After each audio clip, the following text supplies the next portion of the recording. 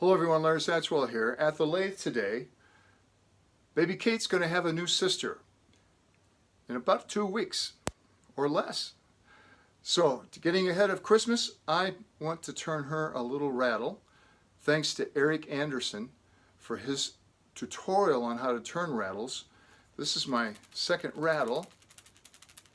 Very subtle, has corn in it. If you want to learn how I did it, stay tuned. I'm going to start. This is wood of unknown origin. There was a guy on one of the forums I look at that offered to send you free blanks if you just paid the postage. So I did that. They were round. They were this size. In fact, this is the other half of this one. But I don't know what kind of wood it is. But it seems to be hard and it's turning well. I've turned this cylinder down to 1.5 inch uniform length here. And so I'm going to start here. And then here is the center. I cannot be responsible for your safety. I highly suggest you wear your face mask, full shield,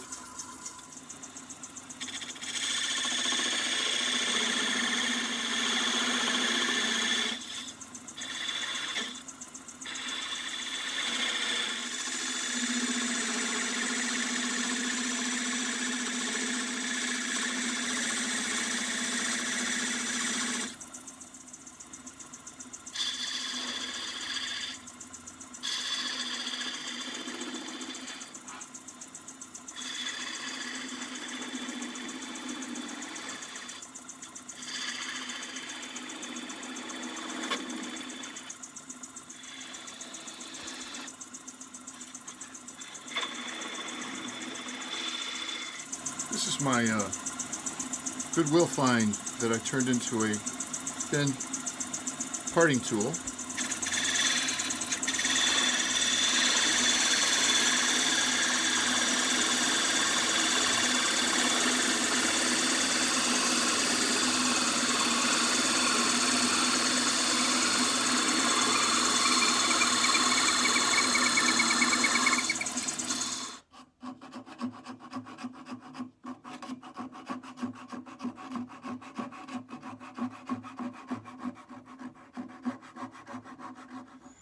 Now, this is Eric's suggestion, and it's a great tip. I have a little shadow line right here from where that tendon is. So I'm going to try to sneak up on that after I hollow this out. So now this is going to be right here, and the curve starts about right there.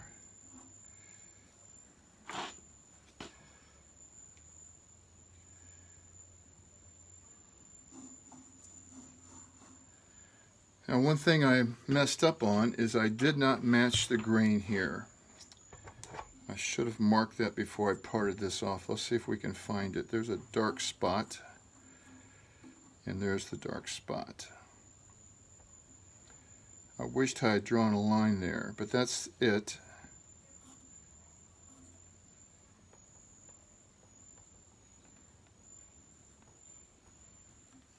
So I have a 1-inch bit in here, Forstner bit. I'm going to turn the lathe down to 500, and I don't have very much to hollow out here, so probably bury the bit into here.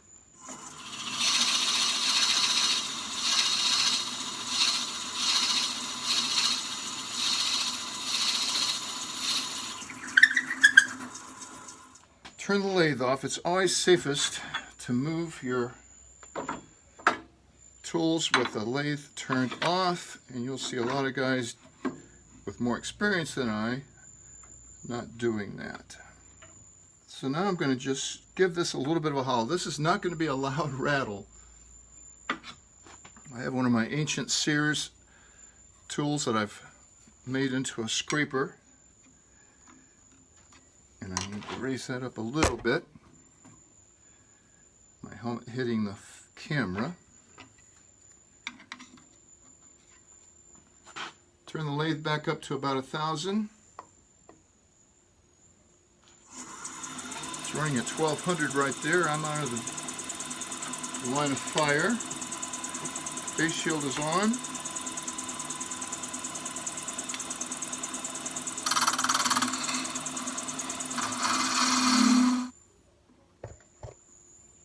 A little more to go.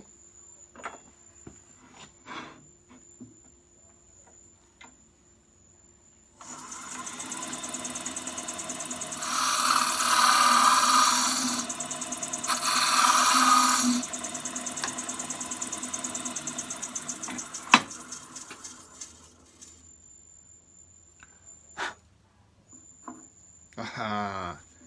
I like that fit. So right before I take this out, I'm going to mark where the jaws are so I can line this up, and it'll help me realign that a lot easier next time. That's running pretty true, so I'm going to turn this down to 500 again.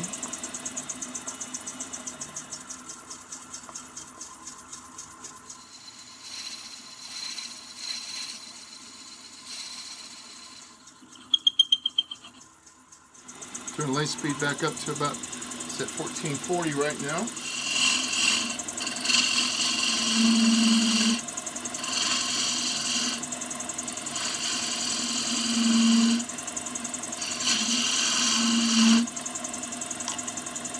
This is a trick from Cindy Dozier, so you don't get slowness in your face. 3 and 2 is right there. There's 530. That's running really good. It was very important for Eric to use organic, non-GMO corn. He has a specific number. He has a lucky number. For me, I don't have any non-GMO, and I'm not sure there is any non-GMO. Man's been modifying corn for centuries because it started off as a little piece of grass. But I get it. There's no mouse genes or anything introduced to it. But it's very important not to get any glue on the inside. I'm using Titebond 3 because it's waterproof, and I would assume this is going to get wet. Titebond 2 is water resistant and would probably do well in this situation. But Titebond 3 is their signature heaviest duty, well, maybe not, I don't know. Titebond 3 anyway is going to work. So I have a dozen Orville Redenbacher popping corn here. And I'm going to carefully line that up. Bring up my tailstock. Give it a little pressure. All right, I think it's time for a cup of tea. We'll come back. We'll give this about an hour to dry. Well, it's been a couple hours. I'm ready to turn the rest of this.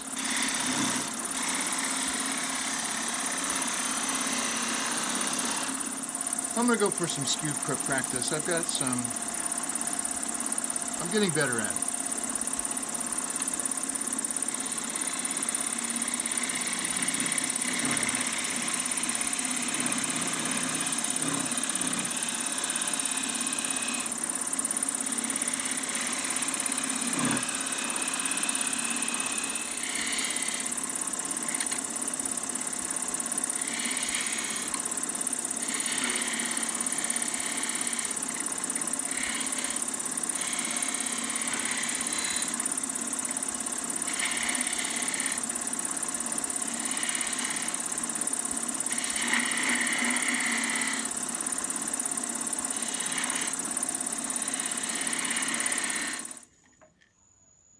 I'm pushing too hard on this, so it's time to sharpen. Now, by sharpening, I didn't take it to the grinder. I just took it to my diamond stone.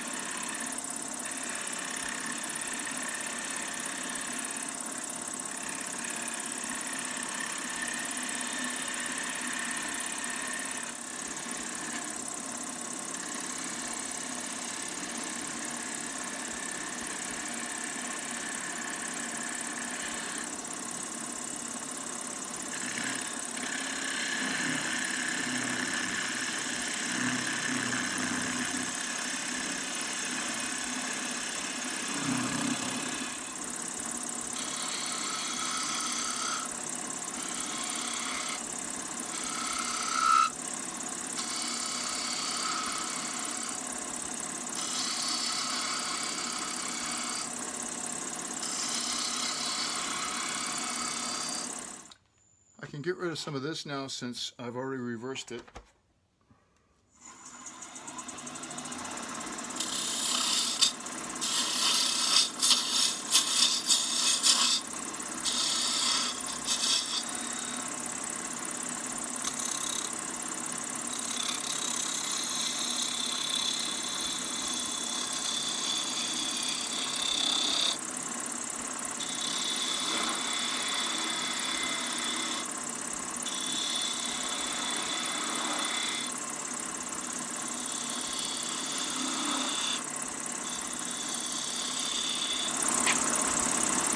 I am going to use my skew here as a scraper.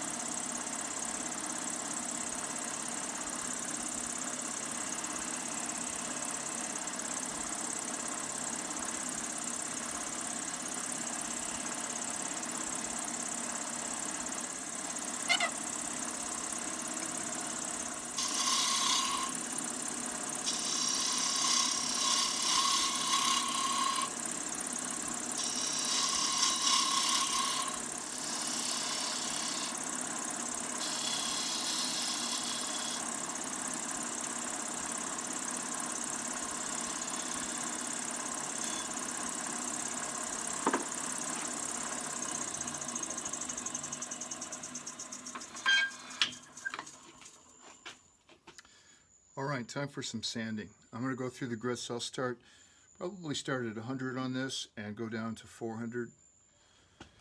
So at this point, I did deepen these and made them a little bit wider. I've sanded up to 400, and so now I'm going to try to take this off while this is still attached. This is really solid there, but I've got to take really light cuts or I will mess this whole thing up.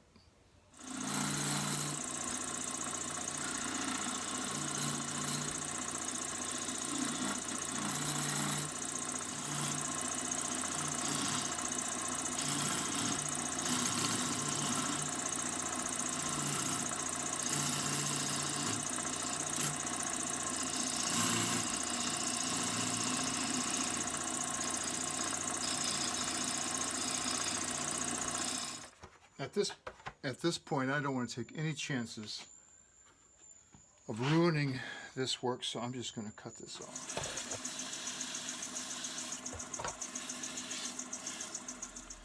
Normally I would put triple E on this, but I'm not sure how food safe triple E is, so I've sanded it to 400. It looks good. I'm going to use Howard's cutting board mineral oil, safe minerals, just food grade mineral oil on here.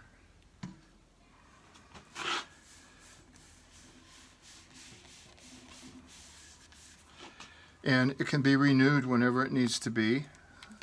So it's very user friendly here.